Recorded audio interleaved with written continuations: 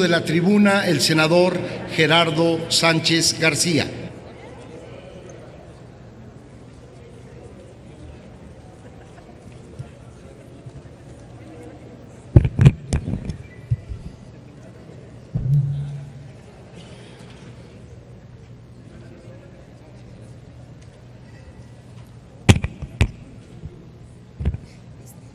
Con su permiso, señor presidente, compañeras y compañeros senadores, el derecho a la cultura debe concebirse como un derecho humano relacionado de manera armónica con los principios de universalidad, indivisibilidad, interdependencia y progresividad considerados en el conjunto de derechos reconocidos en nuestra Constitución, las convenciones internacionales y las leyes. El día de hoy culmina un arduo proceso de más de 2 años de diálogo y voluntad política en el que participaron legisladores, académicos, especialistas en materia cultural, artistas, creadores y organizaciones de la sociedad civil. Con las iniciativas emanadas del diálogo, logramos construir el proyecto de Ley General de Cultura y Derechos Culturales, tan necesaria para contar con un instrumento transversal que institucionalice los elementos de política pública en la materia para garantizar y proteger el derecho humano a la cultura. Podemos destacar entre esos elementos los mecanismos de acceso y participación de las personas y comunidades a las manifestaciones culturales, los derechos culturales de los habitantes de la nación mexicana, las garantías para disfrutar los bienes y servicios que presta el Estado en materia cultural, las bases de coordinación entre la Federación, las entidades federativas, los municipios y las demarcaciones territoriales de la Ciudad de México en la materia, los mecanismos de participación de los sectores social y privado y las acciones destinadas a fortalecer la cooperación e intercambio internacional en materia cultural con apego a los instrumentos internacionales suscritos por México y en las demás leyes aplicables en este sector. Estos temas son resultados del consenso y del trabajo en conferencia entre las comisiones de Cultura de la Cámara de Senadores y la de Cultura y Cinematografía de la Cámara de Diputados. Deseo reconocer el esfuerzo del Consejo Redactor que invitó la Comisión de Cultura y Cinematografía de la Cámara de Diputados. Igualmente, quiero reconocer y mencionar ante ustedes a quienes participaron para hacer posible este proyecto de decreto e impulsaron su elaboración: la senadora Blanca Alcalá, la senadora Angélica de la Peña,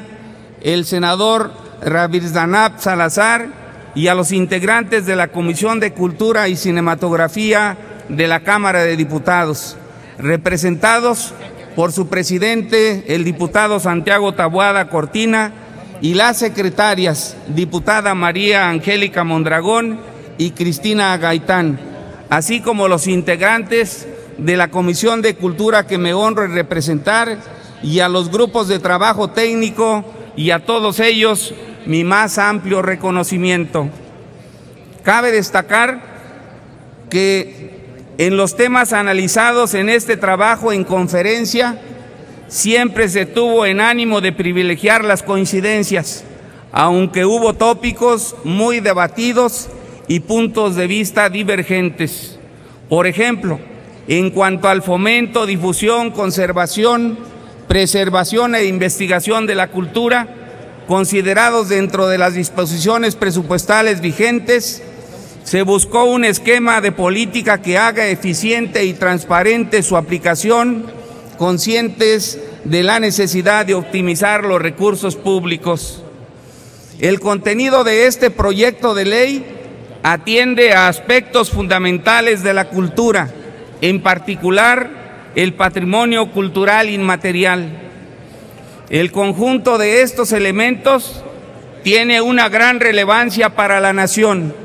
toda vez que revisten gran valor y significado para la población en términos de su identidad, formación, integridad y dignidad culturales,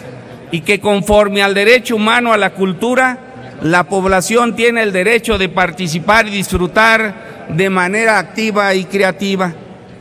Quiero destacar que este proyecto de ley es incluyente, ya que fomenta y promueve la participación de personas y grupos en situación de discapacidad, en condiciones de vulnerabilidad y violencia o cualquiera de sus manifestaciones. También contempla la participación activa de la sociedad civil organizada y de la comunidad cultural por medio de mecanismos de coordinación, análisis y evaluación de las políticas públicas culturales, denominada Reunión Nacional de Cultura, que dará seguimiento a los convenios y acuerdos alcanzados con la Secretaría del Ramo. En una sociedad globalizada,